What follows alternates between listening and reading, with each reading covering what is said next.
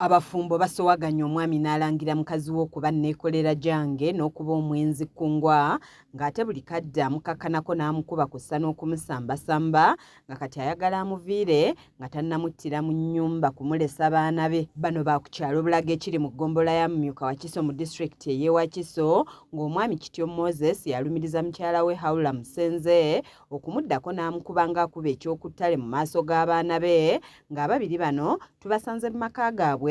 Kityo n'ategeeza nti olunaku olw'eggulo yakubidde mukyala we essimu n'amusaba amusange mu kifo ekimu kyokka ekyamumaze enviiri ku mutwe kwe kulaba nga mukazi we alina ebintu ebikozesebwa abakazi waake gy'anneekolera jange mu nsawo ye.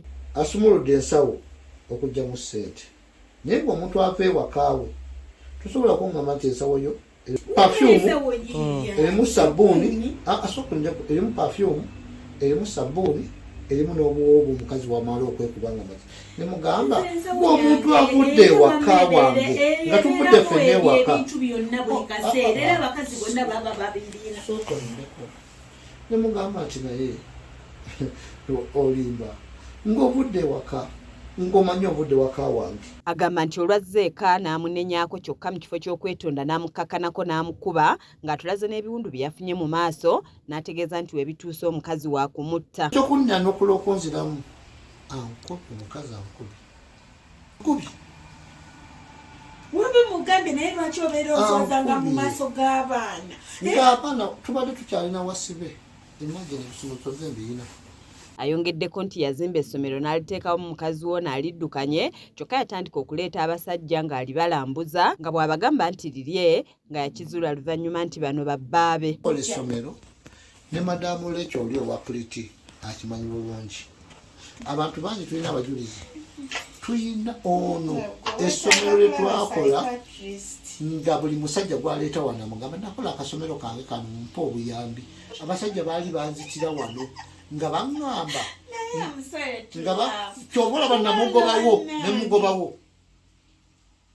tuvudde ono agenda bwadda ajja neyeegayirira n'akabano kaba n'agamba ategedde naye kati ali wani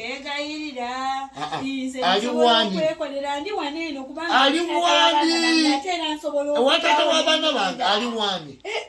Wabula Hawula yeeganye ebyokukuba bba n'obwenzi bwamulumiriza ng'agamba nti ye mukazi eyeekolera kuba n'abaana ababiri Kityo be yamuzaalamu y'abalabirira. Onswaza mu baana ne mukono wenti naye kati bw'obolanze mukuba mumusobola ne mugamba lwaki buli kaseera abeera akola ebintu mikwano gye gyonna buli bonna abanjagaza abasajja bonna mikwano gye bonna ye abanjagaza buli omu oyagala ono bonna b'omanyi ab'okusawuna bonna abanjagaza ate nze sigenda na musawuna najye esonyiwa lw'ebyo ebintu buli w'obeera n'omuntu n'onyumya naye oyo omwagala mukazi munene omugamba naye lwaki obeera obukiseera obeera onswazanga mu bantu n'omala mu respect.